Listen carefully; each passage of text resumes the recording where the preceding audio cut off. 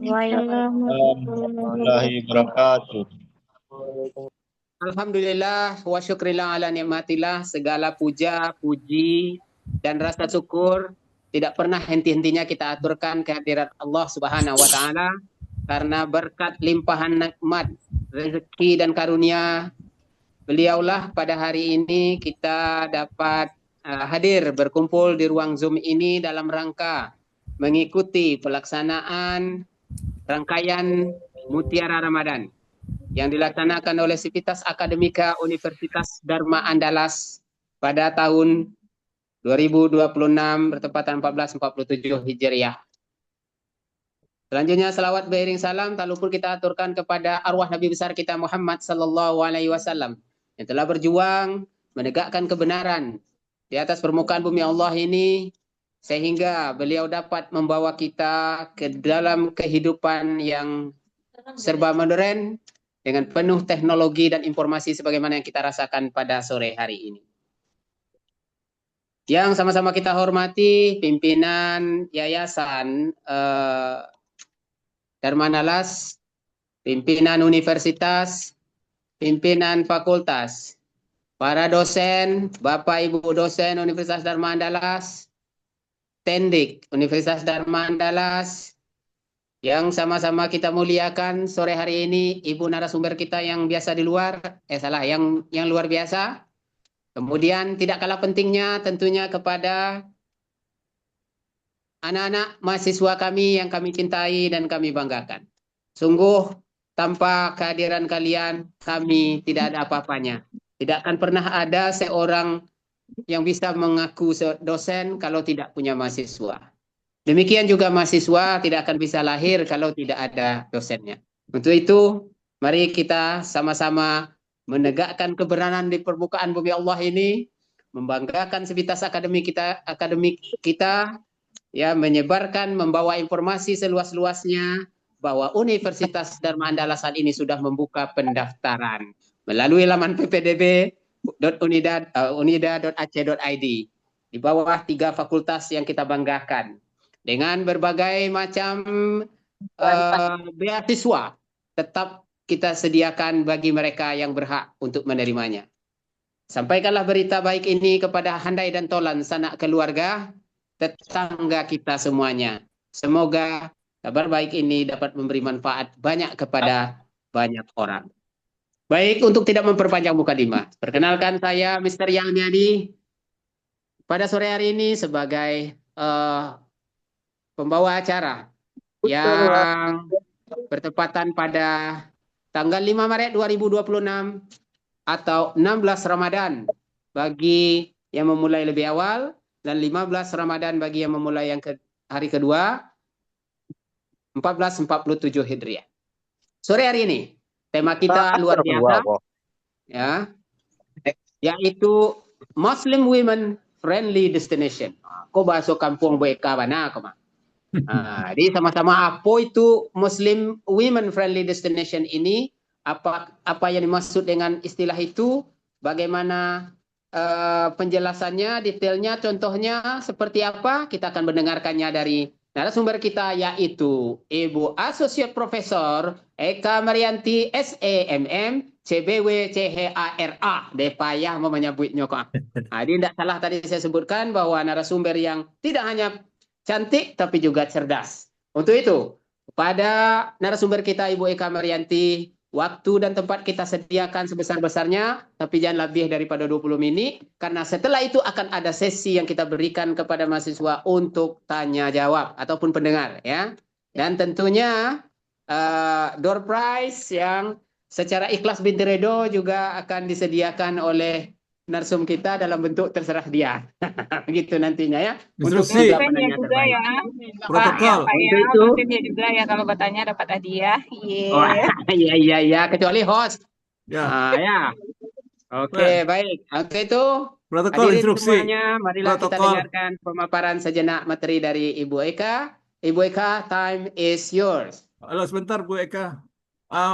Mister, Ya. berapa nanti peluang untuk bertanya dan bagaimana cara bertanya? Nanti atur mainnya dari Oh, awal iya. disebutkan. Mau langsung direct tangan atau mau chatting aja? Lebih baik Oke, dijelaskan baik. nanti. Untuk penanya ya, 3 penanya terbaik nanti akan mendapatkan reward ya dari narasumber kita sore hari ini. Sedangkan cara bertanyanya dengan tunjuk tangan. Nah, jadi kita akan menyesuaikan dengan waktu. Tentunya 3 penanya pertama akan menjadi prioritas. Ketika waktu kita masih ada, kita akan tambahkan lagi 3 penanya berikutnya dan seterusnya. Dan Sebentar. tentu batasan kita adalah waktu. Maksimal nanti jam 6 lewat 5 ya. Jam 6 lewat 5 karena Bu Eka harus menyediakan hidangan Babu Kolo balik kok. Nah, dah. Ada lagi pertanyaan Pak Ya, Yaldi. monggo. Kapan dia harus menunjuk tangan? Nanti dari awal start dia menunjuk tangan. Padahal yang akan ditanya itu lah jale le. Iya. Itu Nah, aturan ini harus untuk jelas. baik. Terima kasih Pak In telah Nah, mengingatkan. Jadi begini agar tertibnya kegiatan kita, nah agar tuh. lebih fokus ke apa kita mengharapkan agar audiens yang ingin bertanya nanti melakukannya pas di saat narasumber kita sudah menyatakan demikian Betul. pemaparannya. Ya. Selanjutnya kembali ke moderator. Nah, sejak itu Tuh. pertanyaan kita buka. Oke, Demikian, boleh. semoga Ya. dapat dipahami dengan baik. Selanjutnya dulu Pak Yid.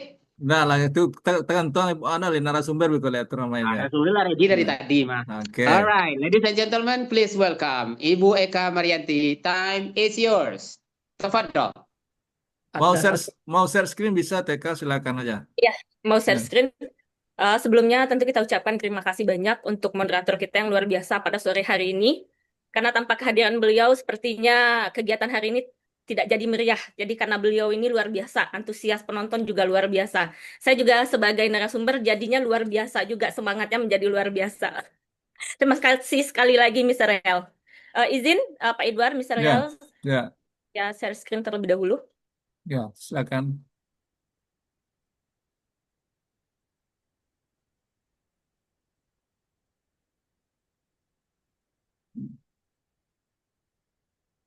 Bisa, ya, bisa full. Bisa. Ya. Bentar, center view. Oke. Ini kelihatan ya, Pak Edward? Udah, beres. Lanjut. Oke. Baik, Bapak Ibu. Assalamualaikum dulu, saya lupa. Bismillahirrahmanirrahim. Rabbi shrah li sadri wa yassir li amri wahlul 'uqdatam min lisani yafqahu qawli. Assalamualaikum warahmatullahi wabarakatuh. Waalaikumsalam Waalaikumsalam warahmatullahi wabarakatuh. Waalaikumsalam warahmatullahi wabarakatuh. Alhamdulillah, puji syukur kehadirat Allah Subhanahu wa Ta'ala. Salawat beriring salam kita hadiahkan kepada junjungan kita Nabi besar Muhammad Sallallahu Alaihi Wasallam. Sebelumnya tadi saya ucapkan terima kasih kepada moderator kita yang luar biasa, kemudian salam hormat kepada Bapak Ibu dosen yang sudah bersedia hadir juga pada kegiatan ini, dan tentunya mahasiswa-mahasiswi yang sangat kami cintai. Jadi topik kita hari ini akan berbicara mengenai Muslim Women Friendly Destination. Tadi Mr. Rel juga bilang kenapa sih apa itu Muslim Women Friendly Destination. Jadi Bapak Ibu semua, adik-adik mahasiswa, kenapa hari ini kita bicaranya adalah Muslim Friendly Destination, tapi di sini ada woman-nya. Jadi hari ini Indonesia cukup sebetulnya sangat menyedihkan juga karena biasanya ketika kita bicara mengenai pariwisata halal, kemudian Muslim Friendly Destination, biasanya kita berada pada tingkat 1 yang berada di urutan pertama atau berada di urutan kedua setelah Malaysia.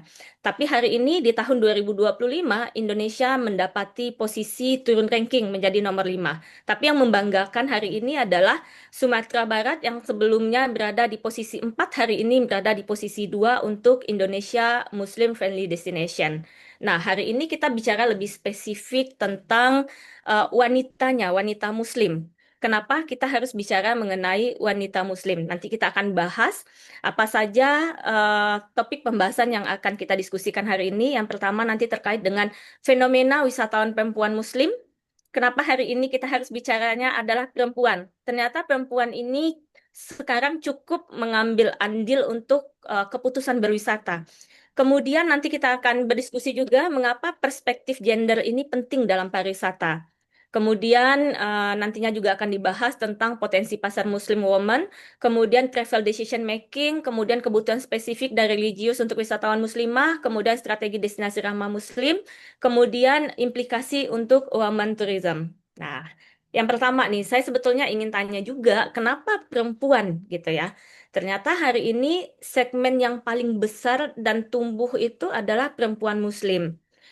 Karena hari ini ternyata perempuan ini tidak bisa dipungkiri nih, Mister Rial. Yang suka belanja itu adalah perempuan.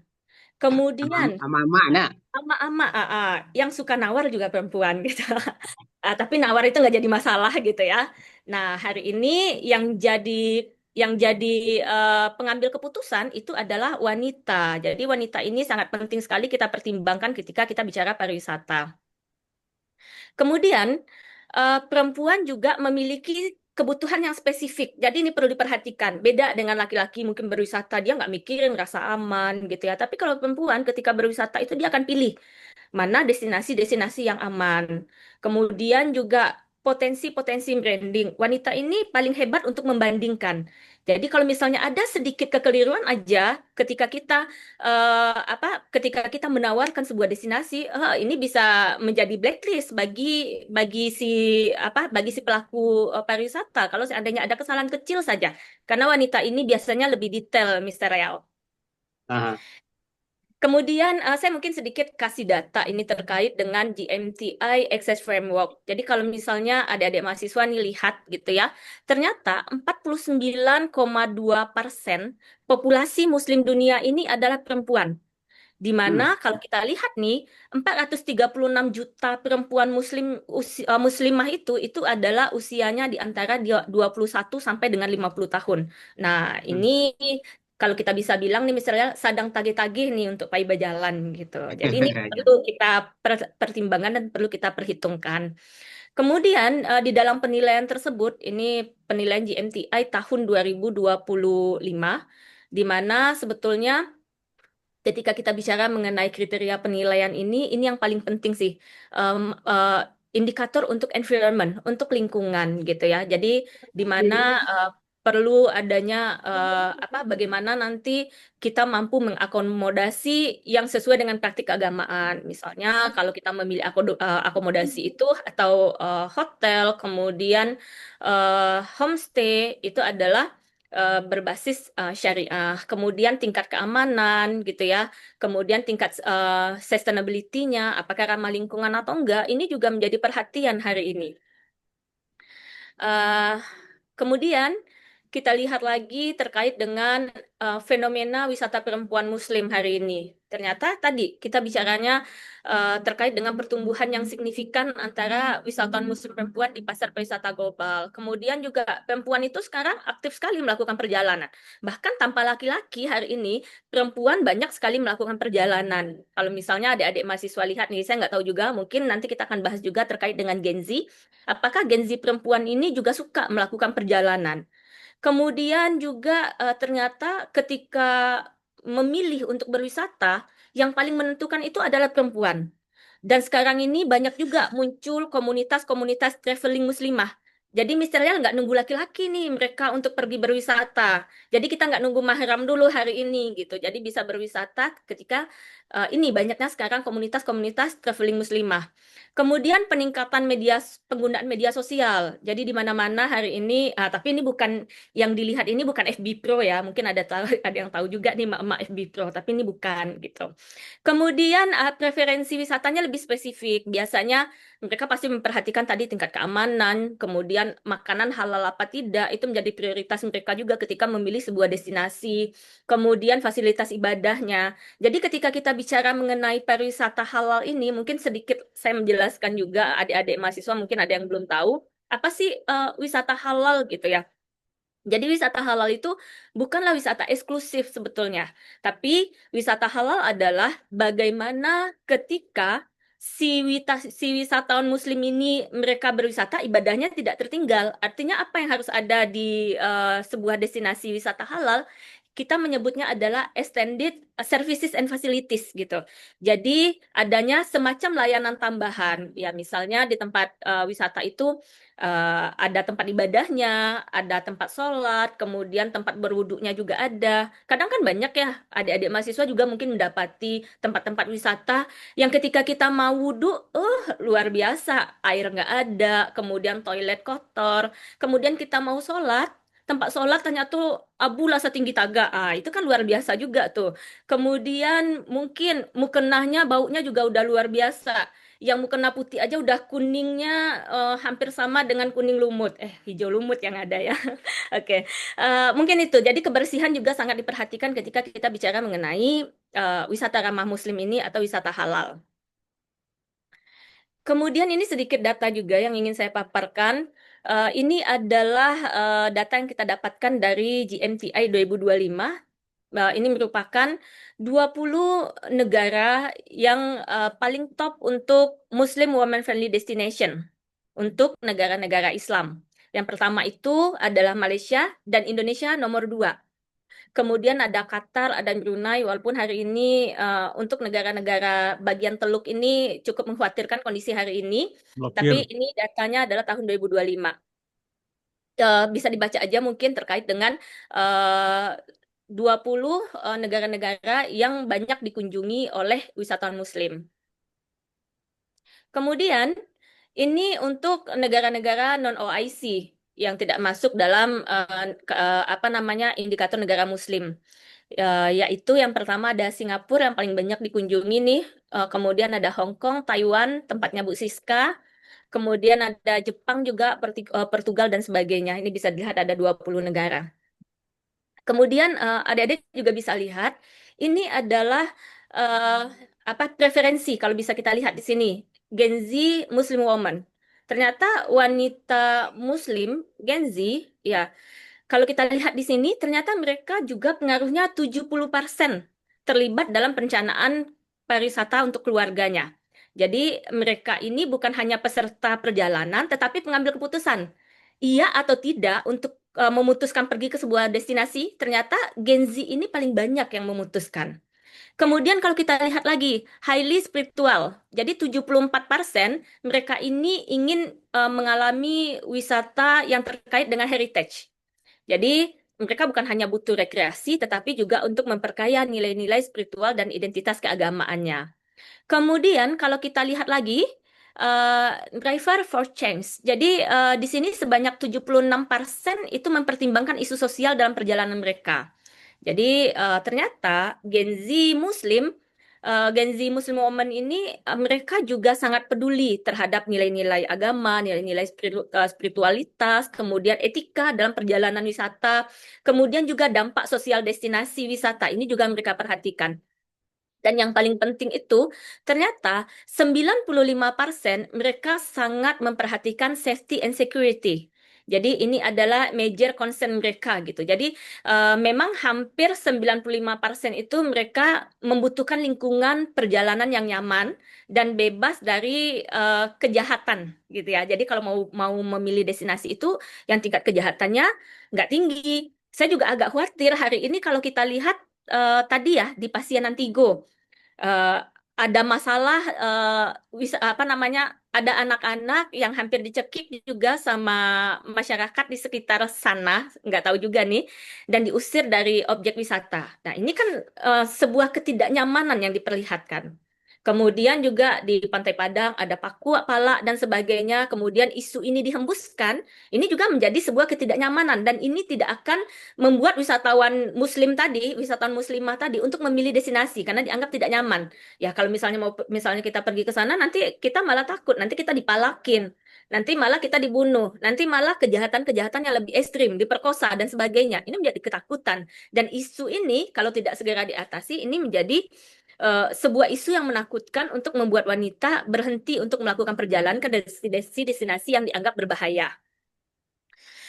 Kemudian kalau kita lihat nih 80-90%-nya ternyata wanita itu juga membutuhkan ruang sholat khusus perempuan. Jadi ini ada cerita dulu sebelum sebelum Hotel Pangeran itu direnovasi, dulu tempat sholatnya itu gabung antara laki-laki dan wanita.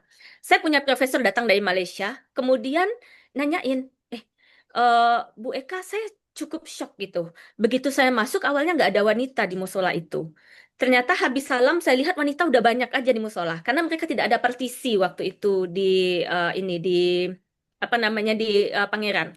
Ternyata itu menjadi sebuah hal yang aneh kalau misalnya kita mengklaim bahwa Sumatera Barat dilabel dengan pariwisata ramah Muslim. Harusnya tempat sholat itu ada partisi yang memisahkan antara laki-laki dan perempuan.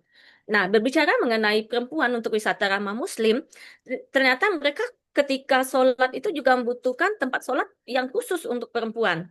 Kemudian, kalau kita lihat datanya juga, almost kalau kita lihat 60%, mereka juga ingin ada spa yang khusus perempuan, jadi nggak campur-campur nih. Kemudian juga lebih dari 40% juga menginginkan pantai yang khusus untuk perempuan. Nanti kita juga akan bahas pantai. Harusnya pantai itu untuk wisata ramah Muslim perempuan itu seperti apa. Dan kalau kita lihat 80% nih connected untuk generation, ternyata 80% itu generasi wanita Muslim Gen Z hari ini membutuhkan media sosial selama perjalanannya. Jadi destinasi-destinasi hari ini harus berbenah diri bagaimana nanti mereka menyiapkan WiFi atau ya WiFi gratis atau apapun lah itu jenisnya supaya si Gen Z Muslim woman ini tetap terhubung dengan media sosial. Nah, ini juga salah satu contoh yang saya perlihatkan. Ini adalah 4 orang influencer dari Pakistan yang mereka juga ikut mempromosikan bagaimana wisata ramah Muslim untuk perempuan di Indonesia. Nah, saya berharap juga sih, mudah-mudahan adik-adik mahasiswa di sini juga ikut mempromosikan wisata ramah Muslim untuk perempuan di Sumatera Barat. Kemudian, kalau kita lihat lagi, mengapa penting bagi pengelola wisata untuk melirik wisatawan wanita muslimah? Yang pertama, kalau kita lihat di sini segmen pasar yang besar dan bertumbuh. Tadi kita lihat bahwa memang hampir 47% tadi itu adalah perempuan. Kemudian perempuan ini adalah decision maker. Jadi dia memutuskan pergi ke sebuah destinasi itu atau tidak. Kemudian kalau misalnya hari ini ada Gen Z yang sudah menjadi seorang ibu, dia juga akan memilih hotel yang ramah keluarga dan memiliki fasilitas halal. Kemudian juga kebutuhannya yang lebih spesifik dan itu harus terpenuhi. Misalnya tadi makanan halal yang jelas, kemudian ruang sholat di tempat wisata harus ada juga. Kemudian tempat-tempat wisata tersebut juga harus memperhatikan privasi perempuan. Misalnya ruang ganti yang tertutup, kolam renang yang memang khusus untuk perempuan. Karena kalau misalnya digabung-gabung kan kita nggak tahu nih, ada yang ngambil foto sembarangan, sementara perempuan kita kalau pakai baju renang otomatis kalau udah kena air pasti juga akan membentuk tubuh. Nah, ini menjadi sesuatu yang privasi bagi perempuan. Kemudian faktor keamanan dan kenyamanan psikologis ini juga menjadi perhatian bagi si pengelola seharusnya gitu ya. Di mana si pengelola juga harus memperhatikan bagaimana si wisatawan muslim tadi, yang muslimah tadi itu berwisata aman bagi perempuan walaupun mereka tidak membawa mahramnya. Kemudian potensi branding destinasi bagi si pengelola destinasi. Yang pertama, bagaimana mereka mampu menciptakan nanti pengalaman yang otentik, kemudian yang edukatif, kemudian ada nilai-nilai spiritualnya juga. Kemudian misalnya kalau kita di Sumatera Barat ini sangat banyak sekali terkait dengan wisata ramah Muslim. Misalnya masjid Masjid Al-Mujahidin, kemudian masjid yang ada di Pantai Padang, kemudian Masjid Raya. Ini juga menjadi sebuah puler untuk menjadikan wisata ramah Muslim yang ada di Sumatera Barat. Kemudian untuk potensi branding destinasi, wanita ini juga melakukan perjalanan itu berkelompok. Jadi wanita muslimah ini biasanya dia sering sekali melakukan perjalanan itu bersama teman-temannya. Jadi bukan sendiri. Mungkin adik-adik bisa lihat foto saya yang di belakang gitu ya, itu bukan saya. Jadi bisa dilihat mereka biasanya berkelompok gitu. At least mereka berjalan itu berdua atau bertiga. Karena biasanya perempuan kalau jalan sendiri mono. Ya, satu lagi hobinya wanita adalah bergosip gitu ya. Jadi kalau nggak ada teman itu udah kayak mono. Jadi dia penting, paling nggak dia jalan berdua. Nah, kemudian misalnya juga kita lihat perjalanan berkelompok itu bentuknya misalnya seperti komunitas hijabers, kemudian hari ini ibu-ibu majelis taklim. Jadi yang umur-umur yang sudah pensiun hari ini itu gemar juga. Ternyata bukan hanya wanita muda saja yang gemar berwisata, wanita-wanita yang memasuki usia senja ternyata itu juga gemar berwisata. Mereka berjalan berkelompok misalnya seperti majelis taklim. Kemudian mereka juga suka merencanakan perjalanan bersama keluarganya. Nah, kalau kita bicara nih mengenai dampak ekonomi yang luas, pariwisata ini sebetulnya bisa menjadi tulang punggung perekonomian. Termasuk kita di Sumbar hari ini sangat mengkhawatirkan sekali karena pertumbuhan ekonomi kita hari ini di Sumatera Barat itu hanya di angka 3,3%. Apa yang bisa memulihkan pertumbuhan ekonomi dan kita jauh sekali. Bahkan hari ini untuk di Sumatera Barat kita berada di posisi di bawah Jambi dan juga di bawah Bengkulu.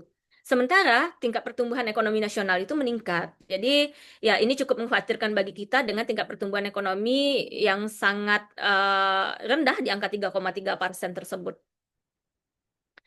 Kemudian, berdasarkan data GNTI 2024 juga menyoroti pentingnya destinasi ramah perempuan muslim karena pertama, tadi mereka memiliki pengaruh besar dalam pengambilan keputusan, kemudian segmen ini juga tumbuh dan memiliki potensi pasar yang signifikan, preferensi mereka juga semakin spesifik terhadap tadi. Jadi kalau misalnya kita bicara mengenai perempuan muslim, mereka spesifik sekali preferensinya. Yang pertama itu adalah masalah keamanan, ini menjadi poin penting. Kemudian nilai-nilai agama, kemudian masalah keberlanjutan, ini juga menjadi sesuatu yang sangat penting. 3 hal ini saja, ini menjadi poin utama ketika kita ingin menjadikan sebuah destinasi adalah destinasi yang ramah terhadap perempuan atau wanita muslimah. Kemudian tadi ini kita juga sudah bahas sebetulnya kebutuhan Gen Z Muslim woman yang spesifik. Nah, apa saja sih sebetulnya travel decision making untuk hijab, untuk wanita yang berhijab. Ternyata tadi hampir sama juga wanita muslimah dan wanita yang berhijab yang mereka butuhkan yang pertama sekali itu adalah keamanan. Jadi misalnya kenapa wisatawan muslimah hari ini ketika mereka ingin berwisata, ternyata pilihan negara yang paling banyak itu adalah Jepang dan Malaysia. Ini adalah pilihan utama mereka. Karena Jepang dan Malaysia ini dianggap sebagai negara yang paling aman bagi perempuan. Nah, jadi adik-adik di sini yang mau berwisata ke luar negeri, ternyata berdasarkan data dari GMTI, pilihan yang aman untuk berwisata itu pilihlah Jepang dan Malaysia. Kemudian Jepang dan Malaysia juga memiliki hotel dengan keamanan yang baik, kemudian area wisatanya yang ramai dan transportasinya yang aman. Kemudian tidak ada risiko rasisme atau diskriminasi. Wanita juga memilih yang tidak ada rasis. Kadang karena kita berhijab, kalau misalnya kita memilih mungkin negara-negara barat, ya hari ini mungkin nggak, Amerika mungkin bukan menjadi pilihan gitu ya. Kemudian Prancis mungkin juga bukan menjadi pilihan karena agak khawatir karena Prancis hari ini mendukung Amerika untuk menyerang Iran jadi agak ini mungkin tidak menjadi pilihan. Kemudian ketersediaan makanan halal ini juga menjadi sangat penting sekali. Kemudian budaya yang ramah Muslim, artinya apa? Di sini bagaimana sebuah destinasi itu juga menghormati nilai-nilai Islam, misalnya seperti cara berpakaian, kemudian aktivitas ibadah yang mereka mengumandangkan azan, kemudian norma-norma sosial yang menghormati wanita-wanita Muslimah. Ini juga menjadi poin penting ketika seorang wanita Muslimah untuk memutuskan mereka akan pergi berwisata kemana. Kemudian proses visa, ini juga menjadi perhatian gitu ya. Kalau ke Malaysia untuk kita yang dari Asia, kemudian Jepang juga ini tidak memiliki pengurusan visa. Jadi ini juga Malaysia memang menjadi pilihan bagi wanita-wanita muslimah Indonesia untuk berwisata ke luar negeri.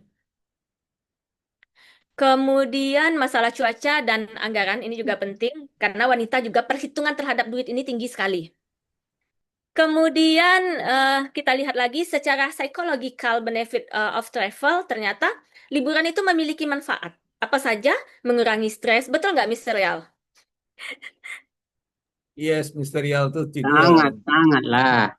Sangat. Kemudian meningkatkan mood. Jadi Mr. Rial kalau punya anak perempuan, punya istri, mau meningkatkan mood dan mengurangi stres mereka, maka ajaklah mereka berwisata. Oh, Kemudian, tentu. iya, supaya wanita-wanita ini juga punya pengalaman, kemudian juga punya open-minded terhadap kondisi, kemudian juga punya pengetahuan, knowledge yang lebih tinggi, maka ajak mereka berwisata supaya menambah wawasan budayanya. Kemudian juga memberi inspirasi baru. Ini adalah beberapa benefit ketika kita berwisata. Nah, ternyata bagian pantai ini menjadi sesuatu yang banyak diperbincangkan oleh wanita muslimah. Mereka ingin mungkin pakai burkini, tapi karena pantainya tidak private, ini menjadi sulit bagi wanita ketika ya wanita kan ingin juga mengeksplor diri.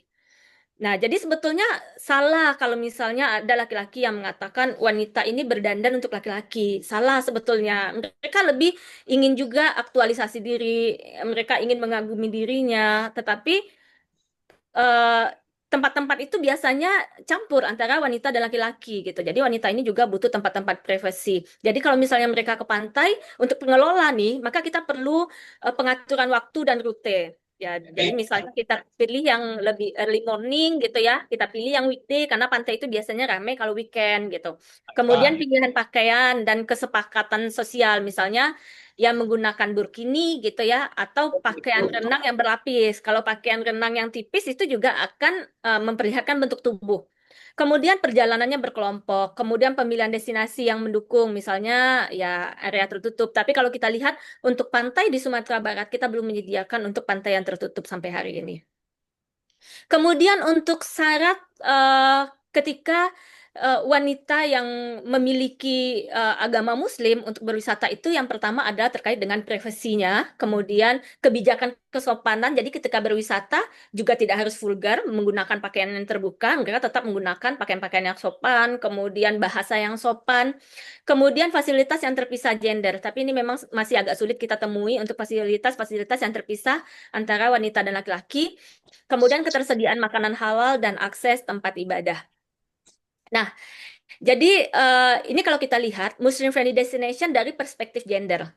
Ternyata kalau ada hal-hal yang paling esensial yang menurut wanita harus ada di sebuah destinasi itu adalah fasilitas Islami, misalnya ruang sholatnya, kemudian makanan halal, kemudian standar-standar layanan yang sensitif gender. Bahkan ada beberapa hotel yang sengaja memang memisahkan lantai antara wanita dan laki-laki. Kalau misalnya yang berwisata itu adalah hanya wanita saja. Kemudian akomodasi budayanya ini juga menjadi sesuatu yang diperhatikan oleh wanita. Kemudian kalau kita lihat lagi, ini adalah implikasi yang bisa kita dapatkan hari ini untuk women tourism. Yang pertama, ini menjadi poin penting bagi kita nanti si pengelola destinasi, bahwa perempuan itu sebetulnya, perempuan Muslim itu, kita tidak bisa katakan bahwa mereka pasif. Mereka adalah aktif dalam memutuskan keinginan untuk berwisata. Kemudian juga mereka aktif untuk membentuk pasar. Jadi ada pasarnya sendiri tadi gitu ya. Jadi ada travel muslimah, kemudian kemudian ada majlis taklim. Kemudian juga mereka preferensinya mempengaruhi desain destinasi. Selanjutnya juga women tourism ini sebetulnya bukan niche market yang kecil, tetapi saat ini kalau kita lihat mereka hampir sama dengan laki-laki, tingkat pertumbuhannya hampir mencapai 50%. Dan ini menjadi aduh batuk. Sorry. Dan ini menjadi strategic segment. Baik Bapak Ibu semua, adik-adik mahasiswa, mungkin itu yang bisa kita diskusikan dan kita bisa sharing pada kegiatan sore hari ini. Kalau misalnya ada pertanyaan, saya kembalikan kepada Mr. Rial. Terima kasih Mr. Rial. Sama-sama, terima kasih kembali Ibu Eka, luar biasa sekali pemaparannya yang dikebut sedemikian rupa, 19 slide harus dikejar dalam tempo yang sesingkat-singkatnya agar pemahaman kita menyeluruh. Sampai-sampai Ibu Eka butuh segelas air putih dikasih es ditambah sirup marjan gitu ya. Silakan nikmati sendiri di sana ya. Baik, seperti yang sampaikan dari awal tadi, bahwa kepada audiens kita yang ingin bertanya, silakan tunjuk tangannya. Nah, ini sudah ada 4. Jadi saya akan berikan kesempatan kepada yang 5. Ini ada 5 ya. Nah, 3 pertama dulu, yaitu Indira, Fulvia, kemudian Nadia Kristi, kemudian Mutiara. Setelah itu nanti nyusul Nur Syifa dan Ardi gitu ya. Baik, kita mulai dulu, kita berikan kesempatan kepada Indira, silakan Indira. Ya, Mister. Terima kasih, Mister. Ibu izin bertanya. Menurut Ibu, gimana sih strategi yang dapat dilakukan oleh pemilik destinasi wisata agar lebih ramah bagi wisatawan muslimah? Terima kasih, Ibu. Terima kasih Indira, pertanyaannya bagus sekali. Insya Allah nanti dipertegas kembali oleh Ibu Eka ya. Kita lanjutkan dulu, kita tampung dulu ya Ibu, pertanyaan biar cepat. Nadia, monggo silakan. Baik, terima kasih Mister. Bu, nanti izin bertanya. Menjaga silakan, privasi Nadia. perempuan muslim Putus-putus Nadia. eksklusif di Halo? Halo Mister? Putus-putus suaranya. Coba pelan-pelan. Mengatasi dilema. Iya, Syah? Halo? Ulang Jelas putus. ya? Kalau saya dengarnya putus, Ibu Eka gimana? Nggak nyambung, kurang Ya, pas. sama putus-putus tadi nggak ini. Diulang Coba lagi. diulang Nadia. Oke, Syah. Bagaimana? Udah jelas ya? Udah. Bagaimana cara mengatasi dilema antara menjaga privasi perempuan muslim dan mempertahankan konsep ruang publik yang inklusif di destinasi wisata, Bu? Bagaimana cara mengatasinya, Bu? Dilema antara menjaga privasi perempuan muslim dan mempertahankan konsep ruang publik yang inklusif di destinasi wisata, Bu. Ya, mudah-mudahan tertangkap dengan baik, Bu. Pak ya. Selanjutnya Mutiara. Terima kasih Nadia. Mutiara, silakan. Baik, Mister. Assalamualaikum warahmatullahi wabarakatuh. Saya Mutiara dari Prodi Bisnis Digital. Izin bertanya, mengapa destinasi yang ramah bagi perempuan muslim penting untuk dikembangkan? Ya. Itu aja, Mister. Baik. Terima kasih Mutiara. Bu Eka, kita jawab. Siapa tahu ada pertanyaan yang saling yang sama begitu? Ya. Oke, yang terakhir tadi siapa? Nadia ya? Siapa Mutiara, Apa penting ya? Mutiara Mutiara Amalia. ya. Mutiara Amalia. Oke. Kita jawab dulu tadi Nadia ya. Boleh. Kita jawab dulu ya, Mr. L, Nadia tadi. Mangga. Jadi Nadia mempertanyakan gitu ya, bagaimana cara kita mengatasi dilema antara bagaimana mengatasi atau menjaga privasi perempuan muslim. Sementara kita tahu bahwa destinasi itu kan sebetulnya ruang yang inklusif gitu. Jadi kalau misalnya kita bikin juga ruang privasi bagi perempuan, berarti kita menjadikan yang si perempuan tadi, ruang destinasi bagi perempuan itu adalah wisata yang eksklusif gitu ya. Nah, jadi sebetulnya gini, ketika kita bicara apakah nanti ini menjadi dilema, saya pikir ini nggak menjadi dilema gitu ya, karena banyak pilihan wanita muslim hari ini ingin juga bagaimana tadi privasinya dihargai, dihormati gitu. Karena perempuan kan tubuh ini juga adalah bagian aurat. Dan kemudian kalau misalnya di destinasi-destinasi yang tidak terpisah antara laki dan perempuan, kita nggak bisa melarang orang lain untuk mengambil gambar. Bisa jadi salah satu gambar yang mungkin mereka mengambil gambar untuk istrinya gitu ya. Ternyata yang ada itu kita juga ikut di dalam gambar tersebut. Kemudian itu diposting. Ya bisa aja Alata Senggeng saya misal nampak ikut bawa sedang difoto kan bisa aja ya Mr. Royal gitu. Jadi ini menjadi penting gitu ya. Jadi ini sebetulnya bukan menjadikan wanita itu menjadi eksklusif gitu. Jadi ini adalah sebuah preferensi yang harus kita akomodir hari ini gitu. Dan di Sumatera Barat kita belum menemukan ruang-ruang yang eksklusif untuk perempuan. Itu Nadia ya. Nadia, Semoga ya. terjawab itu Nadia ya. Jadi mudah-mudahan ini ini justru sebenarnya meningkatkan harkat dan martabat kaum perempuan gitu. Bukan justru menjadikannya lebih justru menjatuhkan mereka ya. Baik, terima kasih Bu Eka, mudah-mudahan terjawab ya Nadia ya. Selanjutnya ada dari Indira. Ada dari Indira dan Mutiara. Indira, strategi pemilik tempat wisata agar ramah itu seperti apa? Indira tadi ya, gimana strategi yang dilakukan bagi pemilik destinasi agar ramah terhadap wisatawan muslim. Jadi sebelumnya saya apresiasi sekali untuk pertanyaan, karena masalah strategi ini luar biasa nih pertanyaannya gitu ya.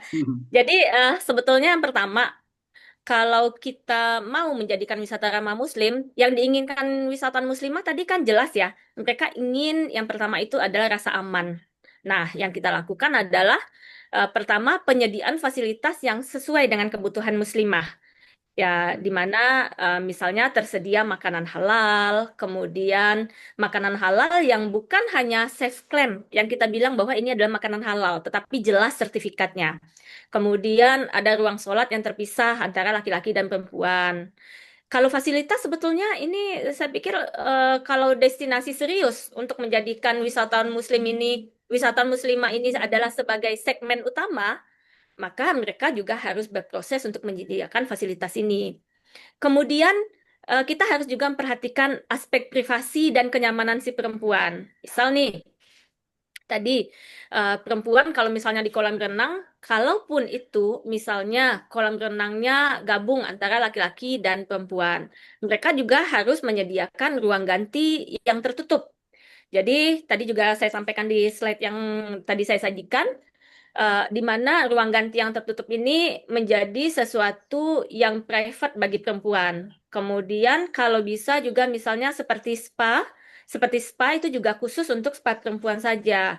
Ya, kemudian kalaupun tadi misalnya kolam renang itu eh, karena mahal, karena proses untuk membangun fasilitas kolam renang pasti mahal. Nah, untuk mengaturnya seperti apa? Kita punya strategi, kita bikin jadwal khusus untuk perempuan. Jadi kita bikin untuk kolam renang itu ada jadwal khusus untuk perempuan. Apakah misalnya di weekday gitu ya, misalnya hari Senin, hari Rabu itu untuk perempuan jam 8 sampai dengan jam 12. Karena perempuan kan juga pasti nggak suka berenang dalam kondisi yang panas gitu ya. Nah, jadi kita bisa bikin jadwal yang khusus. Kemudian kita juga tingkatkan standar keamanan dan layanan yang sensitif untuk gender. Misalnya apa? Misalnya lingkungan yang aman gitu ya. Ada security yang menjaga, kemudian tidak ada premanisme, kemudian tidak ada pelecehan. Nah, jadi adik-adik mahasiswa juga harus tahu bahwa bentuk pelecehan itu sangat banyak sekali. Jadi model sweet-sweet itu juga adalah bentuk pelecehan terhadap perempuan. Ya. Nah, jadi sweet-sweet, misalnya nggak boleh kayak gitu. Itu di dalam undang-undang itu bisa nih dilaporkan ke polisi dan itu adalah bentuk pelecehan. Kemudian mengatakan ande ancakna Anjak. bibi adik koma gitu. Itu juga termasuk dalam bentuk pelecehan. Nah, perempuan juga harus aware bahwa hal-hal yang seperti itu adalah bentuk pelecehan dan itu mesti dijaga di sebuah destinasi gitu. Nah, kemudian harus juga mempunyai kalau misalnya destinasi itu hidup juga sampai malam gitu ya. Mereka harus punya penerangan yang baik. Kemudian ada informasi yang jelas. Di setiap pintu masuk, kemudian di setiap ada gang, kemudian di setiap apapun komponen yang ada di sebuah destinasi, mereka harus mempunyai signboard yang jelas tentang menuju ke arah mana, kemudian fasilitas apa saja, kemudian serta destinasi ramah muslim untuk perempuan, mereka juga harus memiliki staf yang memang memahami kebutuhan wisatawan perempuan tersebut dan menghormati budaya mereka.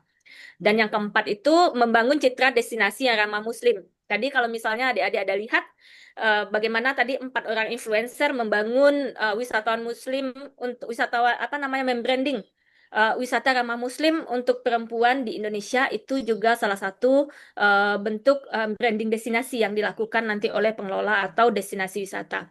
Dan yang kelima itu pastinya kolaborasi dengan berbagai stakeholder. Jadi tentunya hari ini juga sama kita di akademik, kita di akademisi juga hari ini nggak bisa berdiri sendiri, termasuk juga di destinasi. Kita harus berkolaborasi dengan berbagai stakeholder, baik itu pemerintah, pelaku industri pariwisata, serta masyarakat lokal. Karena sebetulnya budaya itu diciptakan oleh masyarakat lokal. Jadi ini adalah beberapa strategi yang bisa kita lakukan, Indira. Begitu, Mr. Real. Mudah-mudahan terjawab pertanyaan dari Indira. Selanjutnya yang untuk Mutiara, dari Mutiara. Kenapa penting?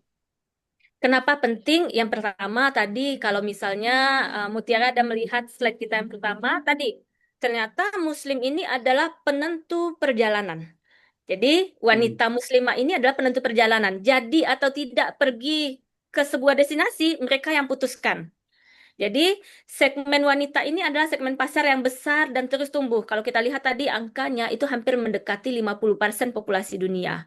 Kemudian perempuan juga memenuhi kebutuhan yang spesifik wisatawan muslimah. Misalnya tadi pemilihan makanan halal itu diputuskan juga oleh wanita. Kemudian akses tempat ibadah, kemudian fasilitas-fasilitas yang menjaga privasi. Laki-laki mungkin nggak butuh ini, tetapi wanita butuh ini gitu. Kemudian lingkungan yang aman. Karena sebetulnya kita di Sumatera Barat ini juga masih punya dua problem pariwisata yang sangat besar. Yang pertama itu adalah masalah keamanan, yang kedua adalah masalah kebersihan.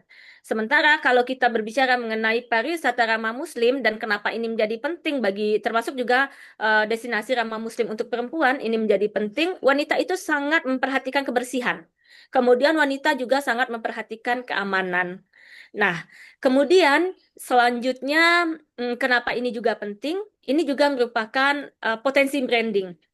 Ya, dan ini juga merupakan daya saing destinasi. Karena kan hari ini destinasi itu sangat banyak.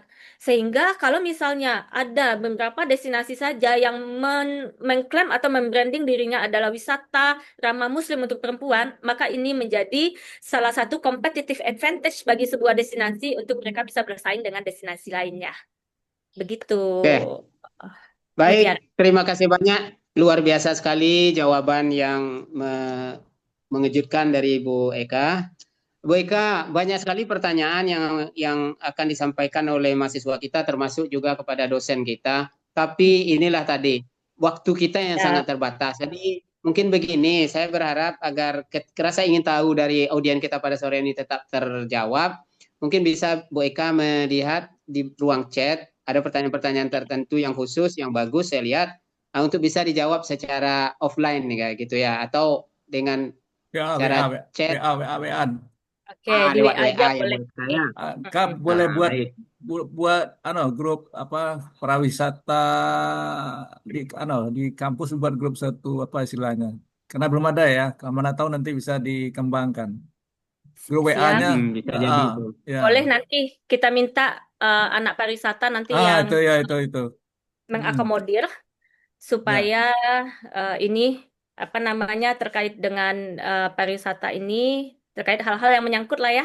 Ya. Pariwisata bisa dibantu nanti sama anak-anak pariwisata. Ya, Ya, satu itu. ada request yang paling agak sekarang saya lihat. Ibu Ami, Ibu Kapolda kita mau bertanya. Satu itu dikasih peluang nggak apa, tapi padat, singkat, ringkas. Silahkan, Ami. Baik, Ini Humas kita. Kakak. Terima kasih banyak, Kakak. Iya, Ami silahkan.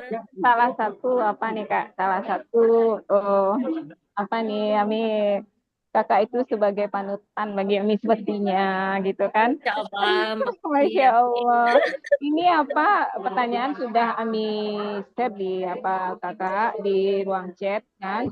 Ini tertarik sekali tentang Kak ya? Tentang slide tadi Kakak memberikan slide tentang bagian mengapa penting bagi pengelola wisata untuk melirik wisatawan wanita Muslim. Nah, jadi di sini yang bagian perempuan sebagai vacation maker gitu Kak. Tolong gambarkan kembali Kakak. Keren sekali Kakak. Makasih. Makasih Ami. Ya, Kakak. Oke.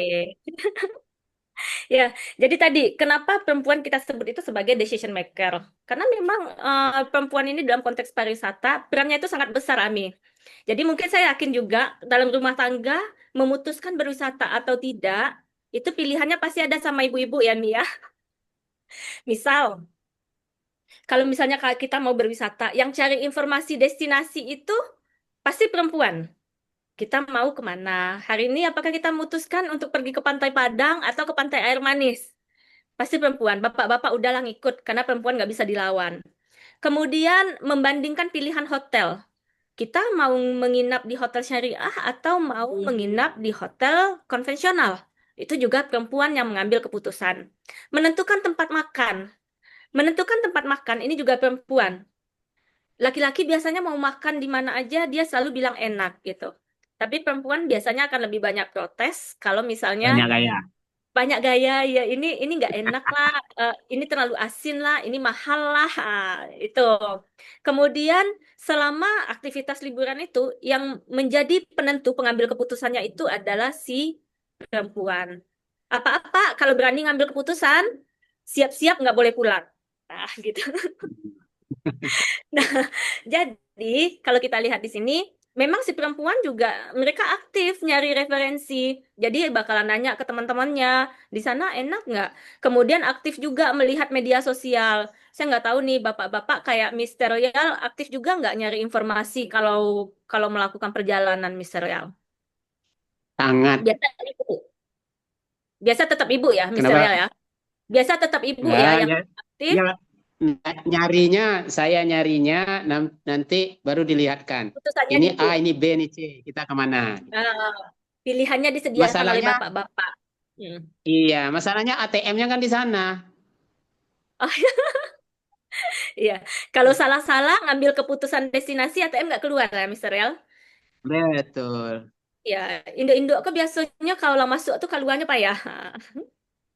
Oke, jadi biasanya juga perempuan ini aktif sekali. Walaupun tadi ada juga bapak-bapak kayak Mister Royal yang sebelum memutuskan untuk melakukan perjalanan mereka cari referensi, tapi perempuan itu lebih aktif.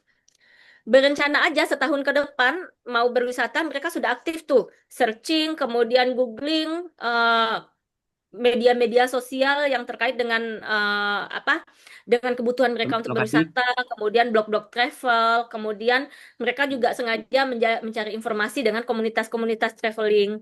Jadi kalau kita lihat perempuan ini memang adalah penentu untuk pengambilan keputusan kemana akan berwisata, makanya mereka itu disebut sebagai decision maker. Begitu, Adi.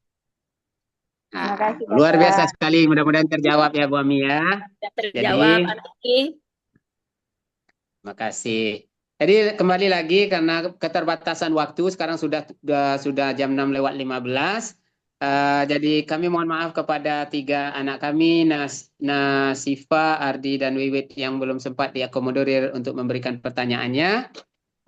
Kemudian karena kita dapat ada 3 penanya, 4 sama Bu Ami, mungkin Ibu Eka bisa langsung meinikan kepada yang 3 orang ini, atau kalau mau ditambah Bu Ami silahkan, tapi kalau saya tidak merekomendasikan ya.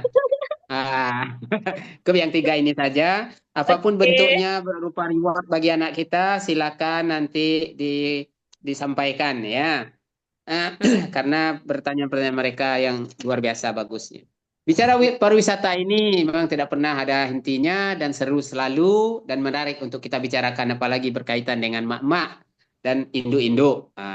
Sebagai ras terkuat di permukaan bumi ini, dialah yang akan menentukan.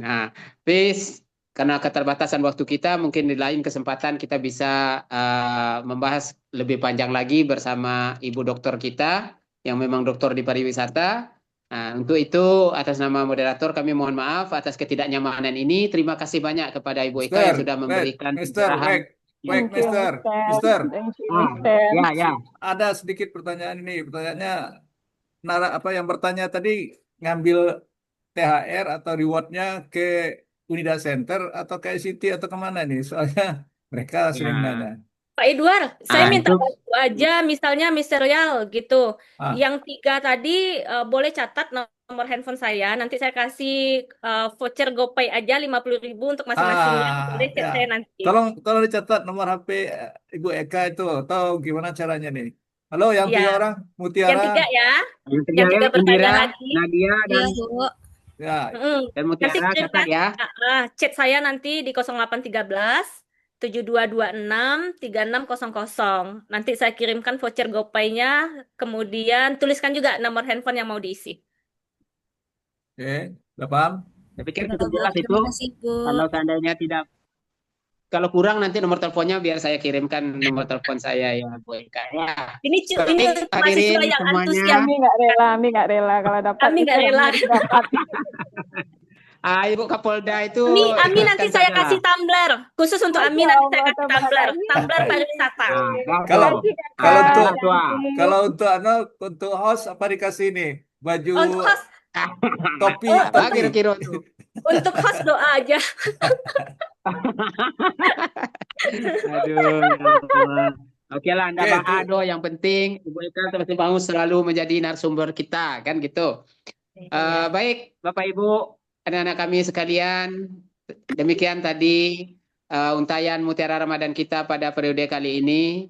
Terima kasih banyak kepada narasumber, terima kasih banyak kepada semua yang telah sempat hadir, Bapak, Ibu dosen, tendik, pimpinan, serta mahasiswa kita yang sudah menyempatkan waktu dan tenaganya hadir dalam kegiatan Mutiara Ramadan kali ini. Tentunya terima kasih spesial juga kita aturkan kepada insan di belakang layar, yaitu Bapak Edward yang selalu standby memastikan kegiatan acara kita ini berjalan lancar secara teknis lewat Zoom. Semoga Allah Subhanahu wa Ta'ala membalas dengan pahala yang berlipat ganda dari setiap ayunan langkah, ayunan tangan serta langkah kaki kita mensukseskan kegiatan ini. Atas nama host pada sore hari ini, saya Yalmiadi. Mohon maaf jika ada kekurangan.